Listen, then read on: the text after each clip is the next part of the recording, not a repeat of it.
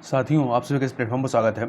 यहाँ पर हम लोग विजन आईएएस के जनवरी 2022 के मंथली करंट अफेयर मैगजीन को देख रहे हैं और उसके पहले सेक्शन राज्य व्यवस्था एवं प्रशासन के जो चौथा टॉपिक है निजी क्षेत्र में स्थानीय आरक्षण, local reservation in private sector, इसके संबंध में यहाँ पर हम लोग विस्तार से चर्चा करेंगे। तो देखिए, यह चर्चा में आया क्योंकि हाल ही में हरियाणा सरकार ने स्थानीय लोगों के लिए निजी नौकरियों में 75% आरक्षण रोकने के पंजाब और हरियाणा उच्च न्यायालय के आदेश को उच्चतम न्यायालय में चुनौती दी है। देखिए, इससे संबंधित फैक्टर को देखें तो हरियाणा राज्य स्थानीय उम्मीदवार नियोजन अधिनियम 2020, इंग्लिश में कह सकते हैं Haryana state employment of local candidates act 2020, 15 जनवरी 2022 को लागू हुआ था। यह कानून स्थानीय लोगों को निजी क्षेत्र में 75% आरक्षण प्रदान करने का प्रावधान करता है। ये 100 कैंडिडेट हैं, 100 में से 75 जो हैं वो स्थानीय ही होंगे। यह आरक्षण 30,000 रुपये प्रति माह से कम वेतन वाली नौकरियों में दिया जाएगा। इसमें निजी कंपनियां, सोसाइटी, ट्रस्ट और पार्टनरशिप फर्म शामिल हैं। हरियाणा ऐसा कदम उठाने वाला भारत का पहला राज्य नहीं है। इसके पहले महाराष्ट्र, आंध्र प्रदेश, कर्नाटक और मध्य प्रदेश जैसे अन्य राज्यों ने पहले ही स्थानीय लोगों के लिए निजी नौकरियों को आरक्षित करने का प्रयास किया है। हालांकि ये सभी राज्य विवादों में फंसे हुए हैं। अब बात करते हैं निजी क्षेत्र में स्थानीय आरक्षण के समर्थन में जो तर्क दिए जाते हैं उनकी बात करते हैं। तो पहला तर्क आता है रोजगार का अधिकार प्रदान करने के लिए कदम। कैसे? हरियाणा सरकार ने तर्क दिया था कि यह कानून केवल भौगोलिक वर्गीकरण करता है जिसकी संविधान के तहत अनुमति है। यह राज्य में रहने वाले लोगों के जीवन और आजीविका के अधिकार की रक्षा करने तथा उनके स्वास्थ्य निर्वाह की स्थिति एवं उनके रोजगार के अधिकार की रक्षा करने से संबंधित है। दूसरा पॉइंट है रोजगार के संकुचित होते अवसरों से निपटना। देखिए, centre for monitoring Indian economy CMIE के अनुसार हरियाणा की बेरोजगारी दर पिछले 4 वर्षों से राष्ट्रीय औसत से अधिक रही है। अप्रैल 2020 में राज्य के नौकरी चाहने वाले लगभग 40% युवाओं को नौकरी नहीं मिली। हरियाणा राज्य में औद्योगिकीकरण और शहरीकरण के कारण बहुत ज़्यादा भूमि का अधिग्रहण हुआ है। इसके परिणाम स्वरूप कृषि क्षेत्र में समृद्धि और रोजगार के अवसर कम हुए हैं। वहीं अगला पॉइंट है या अगला तर्क है चयन में भेदभाव करने वाले नियमों पर अंकुश लगाना। देखिए, नियमों नहीं, यहाँ पे निगमों ही है। चयन में भेदभाव करने वाले निगमों पर अंकुश लगाना। कई व्यावसायिक संस्थाएं स्थानीय श्रमिकों को नियुक्त करने के लिए अनिच्छुक होती हैं। नियोक्ताओं का मानना है कि स्थानीय श्रमिकों में कार्य संबंधी अनुशासन की कमी है। वे व्यापार प्रणालियों को सीखने के इच्छुक नहीं हैं।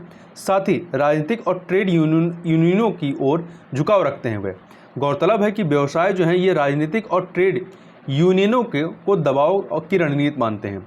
अगला पॉइंट है संसाधनों का विषम आवंटन। देखिए, एक के बाद एक आने वाले वित्त आयोगों ने विकास की तुलना में गरीबी और जनसंख्या को अधिक महत्व दिया है। इससे बिहार और उत्तर प्रदेश जैसे राज्यों को संसाधनों का एक बड़ा हिस्सा प्राप्त हुआ है। ऐसा प्रतीत होता है कि यह आय सृजन करने वाले राज्यों को बढ़ती प्रवासी आबादी के प्रबंधन के लिए आवश्यक संसाधनों से वंचित करता है। यह गरीब राज्यों को एक साथ मिलकर कार्य करने के लिए प्रोत्साहित नहीं करता है। उदाहरण के तौर पर बिहार और तमिलनाडु की प्रति व्यक्ति आय के बीच का अंतर पिछले 1 दशक में कम नहीं हुआ है। वर्ष 2015-16 में बिहार का प्रति व्यक्ति निवल राज्य घरेलू उत्पाद स्थिर कीमतों पर 24,572 रुपये था, जबकि तमिलनाडु का 1.11 लाख रुपये था। अब बात करते हैं निजी क्षेत्र में स्थानीय आरक्षण के खिलाफ जो तर्क दिए जाते हैं उनकी बात करते हैं। तो पहला तर्क है संविधान का उल्लंघन है। ये हरियाणा में अधिवासित स्थानीय उम्मीदवारों को नौकरी में वरीयता प्रदान करने वाला यह उपखंड संविधान के अनुच्छेद 14, 16 और अनुच्छेद 19(1)(g) का उल्लंघन करता है। संविधान के अनुच्छेद 14 और अनुच्छेद 16 समानता के अधिकारों से संबंधित है। वहीं अनुच्छेद 19(1)(g) किसी भी वृत्ति को अपनाने या कोई उपजीविका, व्यापार या कारोबार करने के लिए कुछ अधिकारों की सुरक्षा प्रदान करता है। देखिए, अगला पॉइंट है सन्स ऑफ द सॉयल अर्थात भूमिपुत्र की मानसिकता को बढ़ावा मिलता है। इससे रोजगार प्रवास हेतु उत्तरदायी प्रमुख कारकों में से एक है। इस कारण गैर आदिवासियों के लिए रोजगार के दरवाजे बंद करना न केवल नागरिकों के मौलिक अधिकारों का घोर उल्लंघन होगा, बल्कि इससे एक ऐसी प्रथा की भी शुरुआत होगी जिसका अन्य राज्य भी अनुसरण करेंगे। वहीं अगला तर्क है श्रम बाजार पर दुष्प्रभाव का। देखिए, इस तरह के आरक्षण से व्यवसाय अपना कारोबार कहीं और ले जाने के लिए प्रेरित हो सकते हैं क्योंकि उनका कुशल कार्यबल पर्याप्त रूप से स्थानीय नहीं है। इसके अतिरिक्त एक बार नया कानून लागू होने के बाद छोटी कंपनियों को आगे बढ़ाना मुश्किल हो सकता है क्योंकि उनकी अनुपालन लागत बढ़ सकती है। अगला है लाइसेंस राज की पुनर्वापसी। देखिए, कई विशेषज्ञों का मानना है कि निजी क्षेत्र में आरक्षण की अनुमति देना निजी क्षेत्र के राष्ट्रीयकरण के समान होगा। इसके परिणाम स्वरूप लाइसेंस राज का फिर से विकास होगा। इससे मूलभूत समस्याओं का समाधान नहीं होता है, जैसे कि विषम भौगोलिक विकास का। निवेशक उन राज्यों से जुड़ना पसंद करते हैं जहां एक अभिशासन परितंत्र, अर्थात जिसमें शिक्षा और स्वास्थ्य जैसे सामाजिक बुनियादी ढांचे का एक स्तर शामिल है, पहले से मौजूद हो। ठीक है, वहां जुड़ना ये पसंद करते हैं। इस संस्थागत समस्या को दूर करने की जरूरत है। इसके अतिरिक्त शिक्षा और कौशल की निम्न गुणवत्ता का भी ये समाधान नहीं करता है। आगे बात करते हैं सन्स ऑफ द सॉइल या भूमिपुत्र के लिए कानून के मुद्दे पर संबंधित जानकारी के बारे में। देखिए, मध्य प्रदेश सरकार ने वर्ष 2020 में सभी सरकारी नौकरियों को राज्य के युवाओं के लिए आरक्षित कर दिया था। इस कदम से समानता के मौलिक अधिकार पर प्रश्न उठ रहे थे। सन्स ऑफ द सॉइल के लिए कानून के मुद्दे पर संवैधानिक प्रावधान की बात करें तो अनुच्छेद 16 यह सार्वजनिक रोजगार के मामलों में कानून के तहत समान व्यवहार की गारंटी देता है। साथ ही राज्य को जन्म स्थान या निवास के आधार पर भेदभाव करने से रोकता है अनुच्छेद 16। वहीं अनुच्छेद 16(2) जो है यह क्या कहता है, कोई भी नागरिक केवल धर्म, मूलवंश, जाति, लिंग, वंश या जन्म स्थान या निवास या इनमें से किसी के आधार पर राज्य के तहत किसी भी नियोजन या पद के संबंध में अपात्र नहीं होगा या उसके साथ भेदभाव नहीं किया जाएगा। समानता की गारंटी देने वाले संविधान के अन्य खंड इस सब प्रावधान के पूरक हैं। वहीं अनुच्छेद 16(3) अपवाद के रूप में कहा गया है कि संसद किसी विशेष राज्य में नौकरियों के लिए निवास की आवश्यकता को निर्धारित करने वाला कानून बना सकती है। यह शक्ति केवल संसद में निहित है, ध्यान रखिएगा, राज्य विधानसभाओं में नहीं निहित है। संविधान जो है निवास के आधार पर आरक्षण को प्रतिबंधित क्यों करता है? देखिए, इसका रीजन ये है कि भारत में एकल नागरिकता का प्रावधान है जो नागरिकों को देश के किसी भी हिस्से में स्वतंत्र आवाजाही की स्वतंत्रता देती है। जन्म स्थान या निवास की आवश्यकता किसी भी राज्य में सार्वजनिक रोजगार देने के लिए योग्यता नहीं हो सकती है। अब थोड़ा सा यहाँ पर पहले देखते हैं भूमिपुत्रों के लिए कानून के मुद्दे पर न्यायालय की जो राय रही है उसकी, तो इसको क्रमवार देखते हैं। 1984 में डॉक्टर प्रदीप जैन बनाम भारत संघवाद में न्यायालय ने यह राय व्यक्त की थी कि ऐसी नीतियां असंवैधानिक होंगी, लेकिन इस पर स्पष्ट नियम नहीं दिए गए क्योंकि मामला समानता के अधिकार के विभिन्न पहलुओं पर आधारित था। अगला पॉइंट है इसमें 1995 का सुनंदा रेड्डी बनाम आंध्र प्रदेश राज्यवाद में उच्चतम न्यायालय ने राज्य सरकार की नीति को रद्द करने के लिए प्रदीप जैन मामले की टिप्पणी की पुष्टि की थी। इस नीति में शिक्षा के माध्यम से या माध्यम के रूप में तेलुगु का अध्ययन करने वाले उम्मीदवारों को 5 अतिरिक्त वेटेज दिया गया था।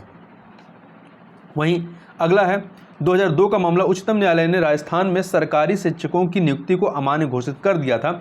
इसमें राज्य चयन बोर्ड ने संबंधित जिले के या ग्रामीण क्षेत्रों से संबंधित आवेदकों को वरीयता दी थी। वहीं अगला है 2019 का मामला। इलाहाबाद उच्च न्यायालय ने उत्तर प्रदेश अधीनस्थ सेवा चयन आयोग द्वारा एक भर्ती अधिसूचना को रद्द कर दिया गया था। इसमें उन महिलाओं को वरीयता दी गई थी जो केवल उत्तर प्रदेश की मूल निवासी थीं। अब आगे देख लेते हैं आगे क्या किया जा सकता है। पहला, क्षेत्रीय असमानताओं को कम करने पर जोर देना चाहिए। देखिए, 1990 के दशक के बाद से क्षेत्रीय असमानताओं, क्योंकि पश्चिमी दक्षिणी क्षेत्रों की तुलना में पूर्वी क्षेत्र में ये असमानता ज़्यादा है, में वृद्धि ने सामाजिक विभाजन को गहरा कर दिया है। प्रवास बड़े पैमाने पर पश्चिमी और दक्षिणी राज्यों की ओर बढ़ रहा है जहां बुनियादी ढांचे का बेहतर विकास हुआ है। पिछड़े क्षेत्रों में शैक्षणिक और कौशल विकास संस्थानों को स्थापित करके इस अंतर को कम किया जा सकता है। ये क्षेत्र आर्थिक गतिविधियों के केंद्र के रूप में रूपांतरित हो सकते हैं। इससे संकीर्ण अर्थशास्त्र के आगे बढ़ने से रोकने में मदद मिलेगी। वहीं अगला है श्रम प्रधान उद्योगों को बढ़ावा देना। देखिए, अधिक रोजगार सृजन और औद्योगिकीकरण से देश में श्रम अधिशेष के उपयोग को बढ़ावा मिलेगा। वहीं अगला है शिक्षा और कौशल पर ध्यान देना।